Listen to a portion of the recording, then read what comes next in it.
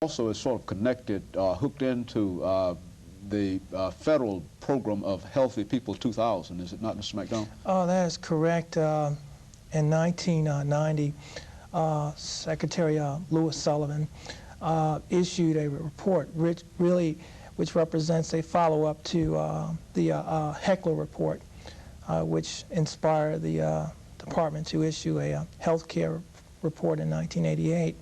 Healthy People 2000 really represents what I feel are realistic objectives for America to look at the turn of the century. Hopefully, other states will join Tennessee in trying to embrace certain components of that report. And what we have decided to do is to target, homicide, target health promotion, disease control, target smoking, educating people about the use of tobacco, seat belts, and a lot of the different areas that oftentimes we may take for granted. The statistics in terms of just seat belt usage from that just one small part of the report could make a dramatic impact in terms of the accidental deaths right in Tennessee. So Tennessee has, having looked at its budget and personnel and also relationship with the legislature and the governor's office, identified certain parts of that report.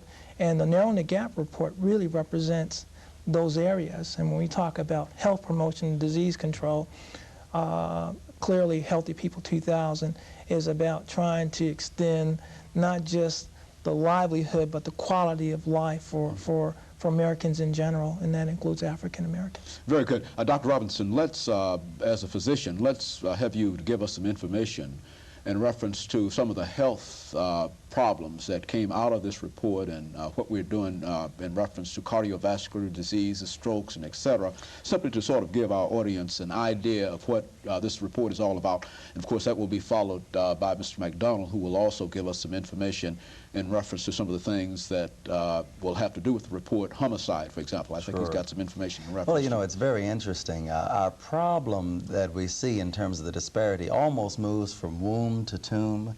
Again, our African-American infants twice as likely to die within the first year of life. The percentage of low birth weight infants disproportionately high in African-Americans.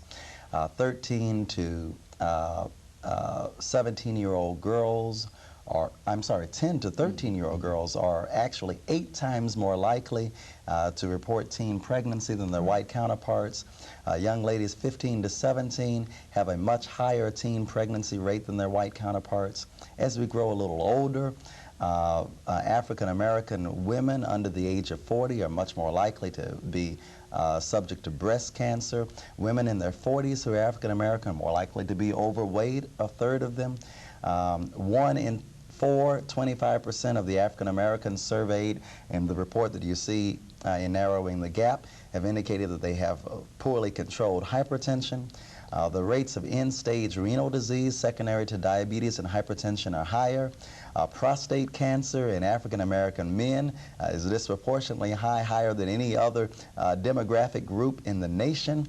Life expectancy, again, as we mentioned, is altered. The AIDS rates are disproportionately high in the African American community. So almost from womb to tomb, at every measuring point along the measuring rod, there is a disparity. This must really change. Now, I've got mixed feelings about that, Reverend Robinson, from this point of view. Many people often point out that perhaps we're indicating too many negative things in reference to the black population, and perhaps if we didn't say anything about the increase of AIDS among black people, or perhaps infant mortality, and et cetera, that perhaps this would go away. And I'd like for the two of you to speak to that, because I think that it's important to emphasize this information. Well, one thing, let me just say, I think that knowing the facts really gives us a point of strength and a point of departure. And as an African-American physician and minister in our community, it's very critical to know what reality is. Then we can go about not only finding the solution, but also laying blame. because even if the statistics show what they show, I think that the blame for the statistics certainly does not rest exclusively within the African American community. This is a societal problem. It is an American problem. It is a problem with the state of Tennessee. And even if the impact and the epiphenomenon, the statistics are located within the African American community, it's not exclusively the African American community's problem. So I said, let's look at the facts. Then let's begin to point the blame. Then let's see what resources we can bring to bear to alter those statistics. Let's not stick our heads in the sand. The problem with AIDS in the African American community is the problem of IV drug abuse.